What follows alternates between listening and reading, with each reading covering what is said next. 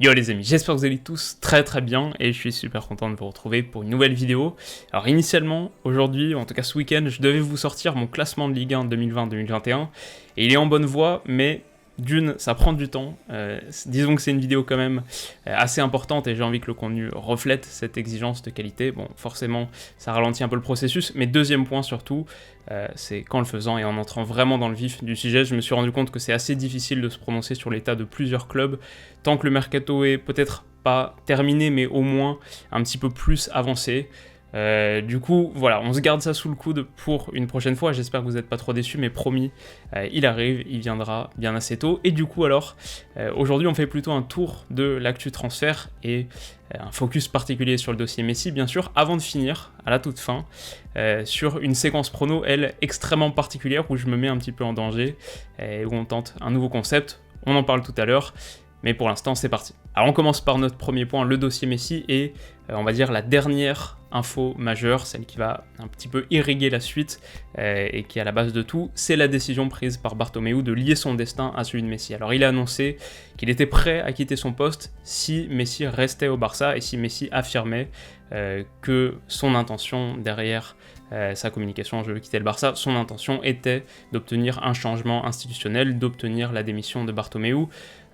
C'est une communication qui a été interprétée, je crois d'ailleurs que c'est la seule manière de l'interpréter, qui a été vue comme une démarche assez politique, calculatoire, qui met Messi dans une position relativement inconfortable. En gros, soit Messi obtient la démission de Bartomeu et du coup passe un petit peu pour le petit dictateur du Barça, celui qui est en capacité de choisir son coach, ses joueurs, ses coéquipiers et même du coup le président du club, ok.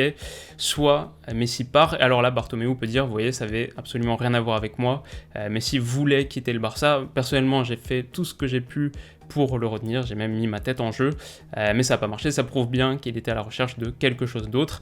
Alors ça c'est la première partie, la deuxième, la rumeur PSG. D'où vient cette rumeur? Et alors là plusieurs sources, une qui parle d'un appel passé par Neymar à Messi pour discuter de l'éventualité PSG, ensuite le média argentin Tech Sports qui évoque une offre faite aux joueurs par le Paris Saint-Germain, pourquoi pas, et troisième point, As, là qui parle du fait que Leonardo ait appelé l'entourage de Messi, plus particulièrement son père, pour obtenir des renseignements. Voilà, quelle valeur est-ce qu'il faut accorder à cette rumeur? À mes yeux, pas une très grande valeur, elle me semble relativement grossière, mais c'est vrai que Leonardo a dit que ce serait pas professionnel de pas au moins suivre l'évolution du dossier, et à mon avis c'est surtout dans cette déclaration et dans cette dynamique-là qu'il faut ancrer notre réflexion. Pourquoi est-ce qu'on associe aujourd'hui le PSG à Messi? Peut-être parce qu'il y a quand même un fort enjeu d'image à être associé à ce recrutement, faire partie d'une liste de 2 avec Manchester City pour entrer dans la course de recruter Lionel Messi, je sais pas, c'est quand même pas mal, ça sonne plutôt bien, une semaine après avoir disputé une finale de Ligue des Champions, et ça cimente encore plus le statut du PSG, énorme cadre européen. Voilà, on verra ce que la suite amène, c'est très difficile de se positionner pour le moment, mais vu que ces rumeurs me paraissent pas extrêmement fiables, que pourtant Leonardo a déclaré ce qu'il a déclaré, je pense que c'est un peu comme ça qu'il faut lire les rumeurs. Mais alors ensuite, de notre côté, si on prolonge la réflexion, si on s'autorise quelques projections, on peut se poser 2 questions. Est-ce que c'est faisable, première, et ensuite, est-ce que c'est souhaitable? Alors sur la faisabilité, dur de savoir sans avoir un œil très aiguisé sur les comptes du PSG, mais aujourd'hui on parlerait d'un salaire au Barça qui est équivalent à 100 millions d'euros bruts pour Messi par an. En France, au vu des réglementations différentes, il me semble que ce serait entre 130 et 140 millions d'euros. C'est énorme quand on sait que celui de Neymar tourne autour de 50-60, il me semble, et celui de Mbappé 20-30, quelque chose comme ça. Après, un gros bon point dans cette perspective, c'est que le club vient quand même de perdre 2 de ses plus gros salaires. Je crois que Cavani et Thiago Silva, ça devait être les salaires numéro 3 et 4. Pourquoi pas alors, dans ce cadre-là, réussir à faire une place à Messi? Maintenant, est-ce que c'est souhaitable? Et alors là, sans surprise, je suis assez partagé, je dirais qu'il y a des gros plus et des gros moins, bien sûr. Le gros plus, sans doute, le plus gros plus, c'est que si tu as la possibilité de faire Messi pour l'histoire, tu dois le faire. La possibilité de t'associer à une telle légende, c'est comme la Juve avec Cristiano Ronaldo il y a 2 ans. juste pour cette raison, juste pour la perspective de faire basculer ton club dans une nouvelle dimension avec le transfert Messi, c'est un argument suffisant.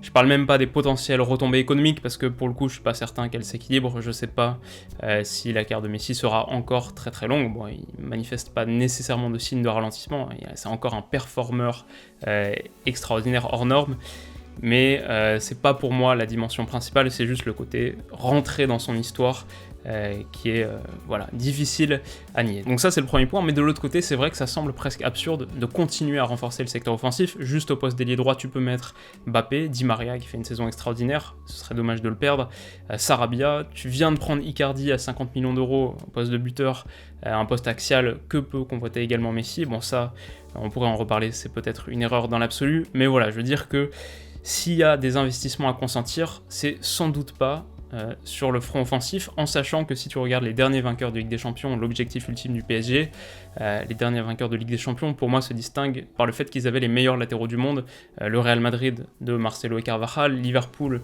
de Robertson et Alexander-Arnold, le Bayern de Kimmich et Alphonso Davies.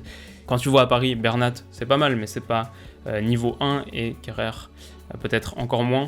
Donc voilà, il semble quand même y avoir d'autres secteurs à renforcer en priorité, et encore, on n'a même pas parlé de l'entrejeu, le milieu de terrain où il y a de gros besoins aussi. L'autre point positif du recrutement Messi, au-delà de sa capacité de contribution extraordinaire, c'est ce qu'il apporte dans le groupe, dans le vestiaire. Alors à la fois, je pense, encore plus de croyance, peut-être que le PSG n'en a plus tant besoin après avoir réussi à atteindre la finale de Ligue des Champions, mais encore plus de confiance en la capacité du groupe à le faire. Peut-être aussi, et on évoquait le cas Mbappé, peut-être aussi une capacité à retenir certains des éléments. Est-ce que les sirènes du Real Madrid seront aussi attrayantes pour Mbappé quand t'as Messi dans le vestiaire, et quand tu sens que t'as la capacité d'aller très très loin, quand tu sens que t'es dans la toute meilleure attaque du monde, je veux dire, s'entraîner quotidiennement avec Messi, ça a fait partie de l'attrait pour un bon nombre de joueurs qui ont été recrutés par le Barça ces dernières années. Mais donc voilà à peu près tous les éléments, il y en aura sans doute d'autres dans les jours à venir. Ce qu'on peut dire pour l'instant en tout cas, c'est que c'est un sacré remontant après une finale de Ligue des Champions perdue. Le PSG, je crois, s'ancrait plutôt dans la perspective de retrouver la Ligue 1, un quotidien un petit peu plus terne. Une rumeur Messi pour tout de suite retrouver un petit peu de couleur, c'est pas mal. Alors ensuite, je voulais brièvement dire quelques mots mercato sur Oussama Aouar, qui a été sélectionné en équipe de France pour la première fois, et si vous avez lu son interview dans l'équipe hier soir, en gros, c'est sûr qu'il va partir cet été, c'est très très fortement sous-entendu.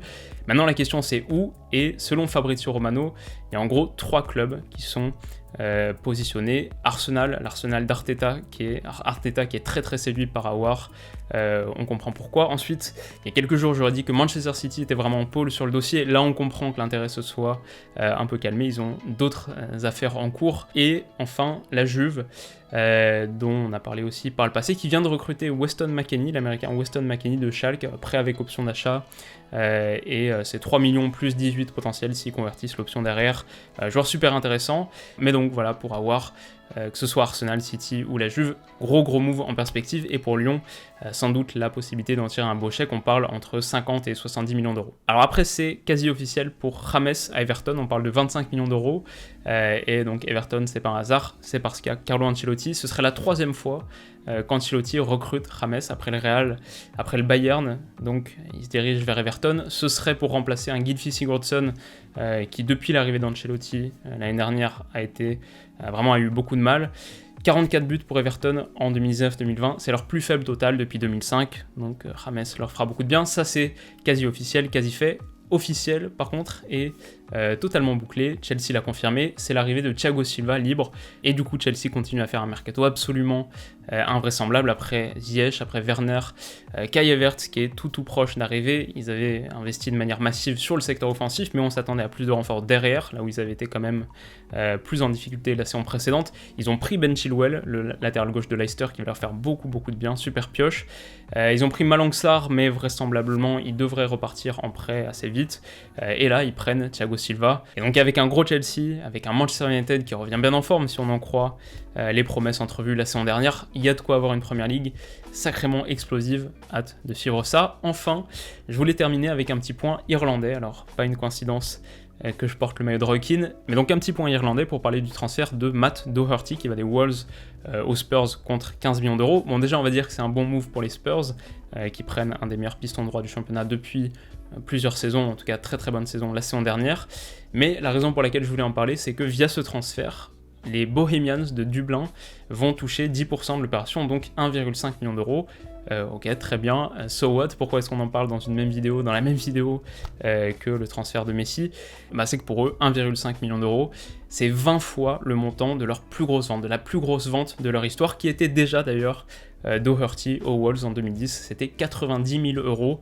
Voilà, juste quelque chose qui permet de mettre un petit peu en perspective les sommes qu'on évoquait un peu plus tôt en vidéo, et le fait que la ligue irlandaise par rapport à la première ligue, voilà, il y a une différence d'échelle assez phénoménale, je trouvais que c'était intéressant de le mentionner. Et donc enfin on termine par la séquence prono, et alors là à l'aube de la nouvelle saison, j'ai voulu tenter quelque chose d'un petit peu différent, et en même temps quand on y pense d'assez logique, c'est de miser moi-même sur mes pronos et de tenir un petit tableau récap de mes résultats. Alors la réflexion elle est venue du fait que ça fait un petit moment maintenant que je fais des pronos, et sur les X pronos que j'ai fait depuis la création de la chaîne, j'ai pas de vraies traces de mes résultats, je sais pas vraiment ce que ça vaut, et ça m'empêche, je dirais, d'être très heureux quand j'en passe un, parce que qu'est-ce que ça signifie par rapport à tous les autres.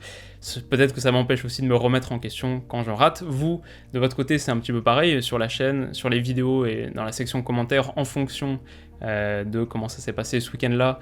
Soit je suis un peu un devin avec une boule de cristal, bon ça c'est plutôt cool, soit vous êtes pas très content et vous me le faites savoir. Du coup, voilà, c'est normal, mais je me disais que ce serait pas mal de mettre un petit peu de rationalité dans tout ça. Alors bien sûr, quelque part, c'est un peu une approche intéressée, parce que mon intuition, c'est que si on regroupait tous les pronos qui ont été faits depuis la création de la chaîne, je m'en sortirais pas si mal que ça, donc là, ça va être l'opportunité de le prouver, de le vérifier ou pas, mais on verra bien.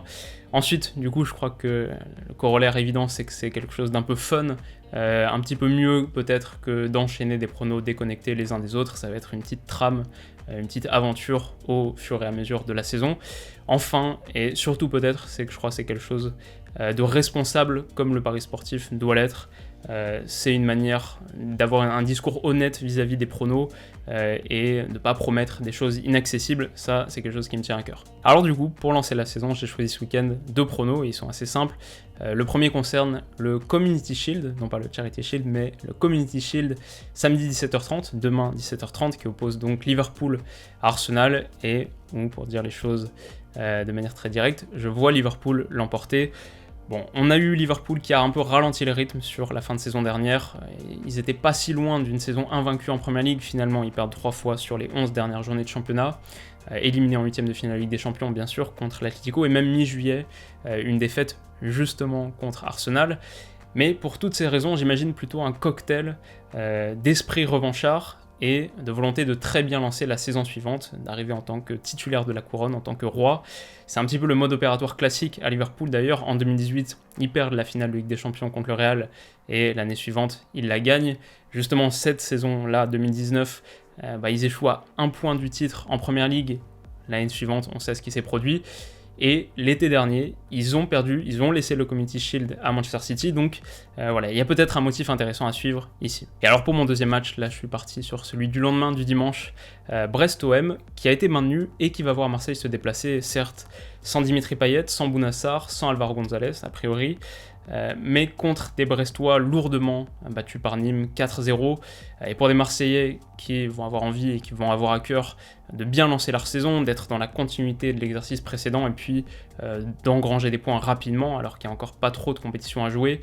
Je vois quand même une victoire marseillaise cotée à 1,95. Du coup, personnellement, j'ai joué les deux en simple et j'en ai aussi fait un combiné. On verra ce que ça donne. Alors si ces pronos vous intéressent et que vous voulez tenter le coup, vivre quelque part ce début d'aventure avec moi sur BetClick, vous pouvez vous inscrire, bénéficier de leur offre de réduction avec mon code promo Willou. Donc, comme j'en ai souvent parlé, je touche une petite commission à chaque fois que quelqu'un utilise ce code.